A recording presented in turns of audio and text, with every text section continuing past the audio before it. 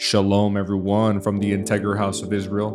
I'm going to be reading today the 6th Aliyah from Parashah Pekudei. I'll be reading today from the book of Exodus, chapter 40, verses 17 through 27, and I'll also be reading from the book of Hebrews, chapter 8, verse 1 through 12. So the tabernacle was set up on the first day of the first month of the second year. Moses erected the tabernacle by setting down its bases, inserting the frames, attaching the crossbars, and setting up the posts. Then he spread the coverings over the tabernacle framework and put on the protective layers, just as the Lord had commanded him. He took the stone tablets inscribed with the terms of the covenant and placed them inside the ark. Then he attached the carrying poles to the ark, and he set the ark's cover, the place of atonement, on top of it. Then he brought the Ark of the Covenant into the tabernacle and hung the inner curtain to shield it from view, just as the Lord had commanded him.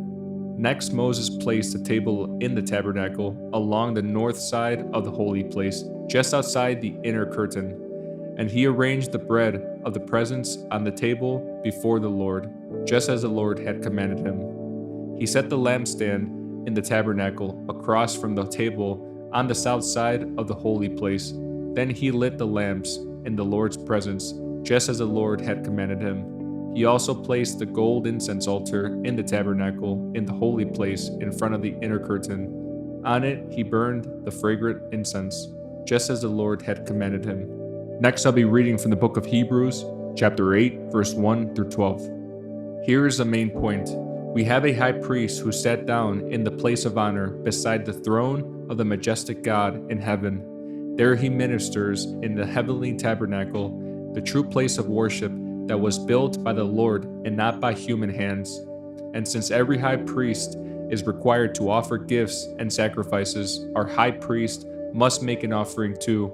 If he were here on earth, he would not even be a priest, since there already are priests who offer the gifts required by the law.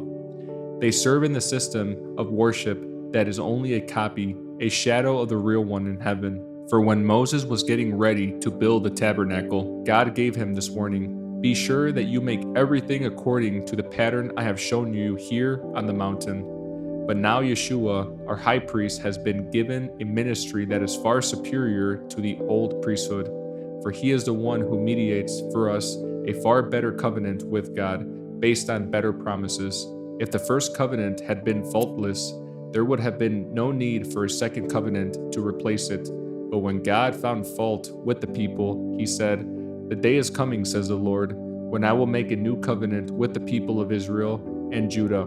This covenant will not be like the one I made with their ancestors when I took them by the hand and led them out of the land of Egypt. They did not remain faithful to my covenant, so I turned my back on them, says the Lord. But this is a new covenant I will make with the people of Israel on that day, says the Lord. I will put my laws in their minds, and I will write them on their hearts. I will be their God, and they will be my people.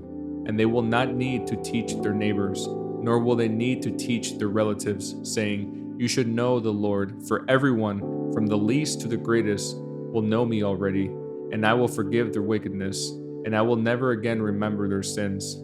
When God speaks of a new covenant, it means he has made the first one obsolete. It is now out of date and will soon disappear.